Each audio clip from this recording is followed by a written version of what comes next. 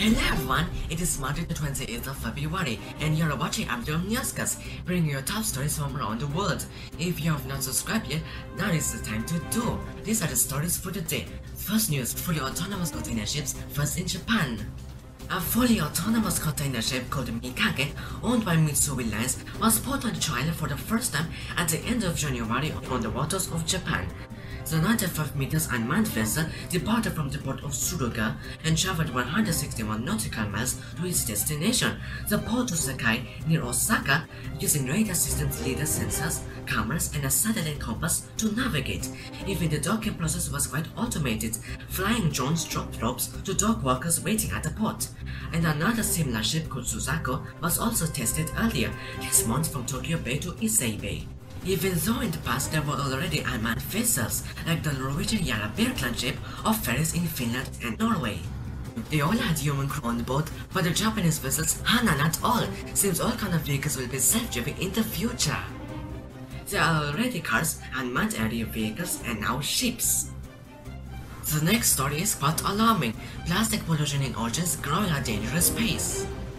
Plastic products are something that we all use for different purposes. Some of them we reuse, but some are just for single use.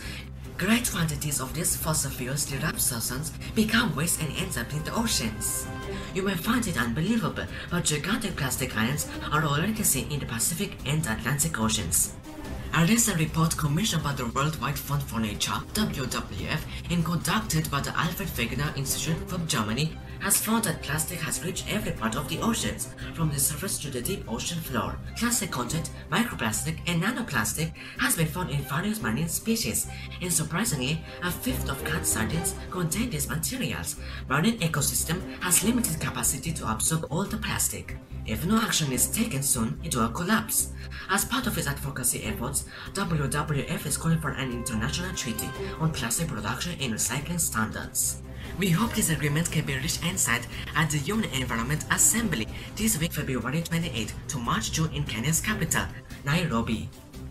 Last news for today, one of the safest vaults in the world opened this month to receive rare deposits. Halfway between mainland Norway and the North Pole on an Arctic mountainside, there is a secure backup facility that was built to preserve the world's crop diversity from threats of global crises like catastrophes, diseases, nuclear wars, etc. The Svalbard Global Seed Vault, located in the island of Spitsbergen in Norway, was constructed by the Norwegian government in coordination with the Global Crop Diversity Trust. Since 2008, this facility stores seed samples from around the world. According to the website, currently there are more than 1.12 million of seed samples, 89 gene banks, and 5,481 species. It has the potential to store 4.5 million samples. In order to keep minimum exposure to the outside world, the facility is only open few times a year. This month it was open to receive gene banks with seed collections including millet, sorghum, and wheat from Sudan, Uganda, New Zealand, Germany, and Lebanon. So far, the first withdrawal from the bank happened in 2015 and is related to the war in Syria, the damage and destroyed local collections. And now, they are depositing again around 8,000 samples for preservation.